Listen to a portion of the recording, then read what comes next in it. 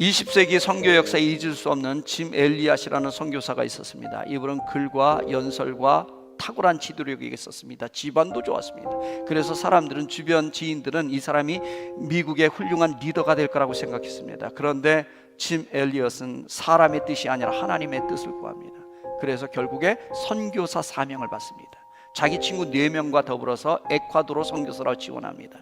오랜 선교 훈련을 끝내고 1956년에 드디어 에콰도르의 한 강에 도착합니다. 그런데 그 다음 날 이 가장 호전적인 부족이었던 와다니 인디언에 의해서 창과 도끼에 맞아서 순교당하게 됩니다. 그때 짐 엘리엇의 나이가 29살이었습니다. 그걸 보고 본토 미국에서 한 기자가 비난합니다. 이 얼마나 쓸데없는 낭비였냐고. 그러니까 그때 짐 엘리엇의 아내가 이렇게 말합니다. 낭비라니요, 나의 남편의 죽음은 낭비가 아니었습니다. 그는 이것을 위해 온 생애를 준비했던 사람입니다. 바로 이 시간을 위해 살아왔던 사람입니다. 그는 자기의 책임과 목표를 달성하고 죽은 진짜 행복한 사람입니다. 이 엘리자벳의 말이 사실이었다는 것이 이 짐 엘리엇이 대학 때 쓴 일기장에 이렇게 기록되어 있습니다. 하나님께 기도합니다. 이 쓸모없는 나무 계피에 불을 붙여 주소서. 그리고 주를 위해 타게 하소서. 나의 삶을 소멸하소서. 나의 하나님이여, 이 몸은 주의 것입니다. 나는 오래 사는 것이 아니라 오직 풍성한 삶을 살기 원합니다. 오직 주 예수님처럼. 짐 엘리엇은 하늘을 바라보는 것이 무엇인지를 분명히 알았습니다. 그래서 그의 성경책에 이런 글귀가 있습니다.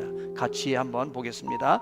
영원한 것을, 시작. 영원한 것을 얻기 위해 영원하지 않은 것을 버리는 사람은 결코 바보가 아니다. 영원한 것, 천국의 것을 얻기 위해서 영원하지 않은 내 목숨을 버리는 것조차도 결코 바보스러운 선택이 아니라는 거예요. 그리고 그 선택대로 그는 그렇게 살아갔습니다.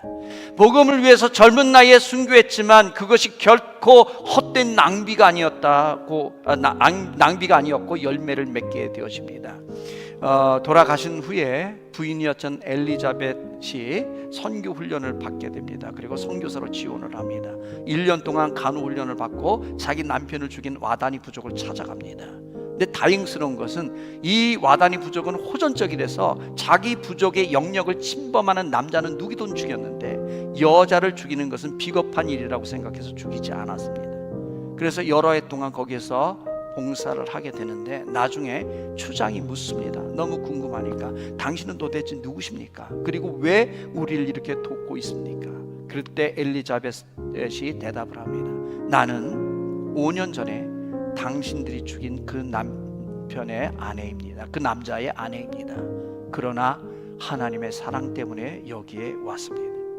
이 말에 충격을 받습니다. 우리가 죽였던 그 사람의 아내가 다시 우리를 위해서 이곳에 왔다.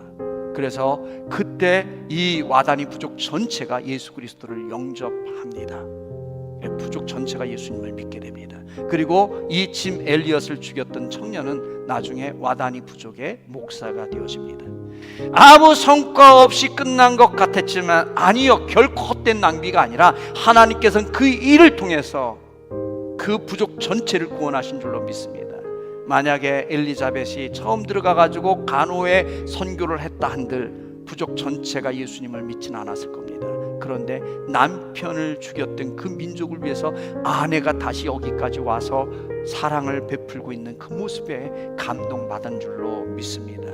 비록 우리는 엘리자벳이나 또는 엘리야처럼 순교를 각오하고 선교지까지 나가지는 못할 것입니다. 그러나 적어도 우리가 있는 이곳에서 우리 이웃과 동료들에게 예수님의 이 사랑을, 하나님의 그 크신 사랑을 전할 수는 있는 줄로 믿습니다.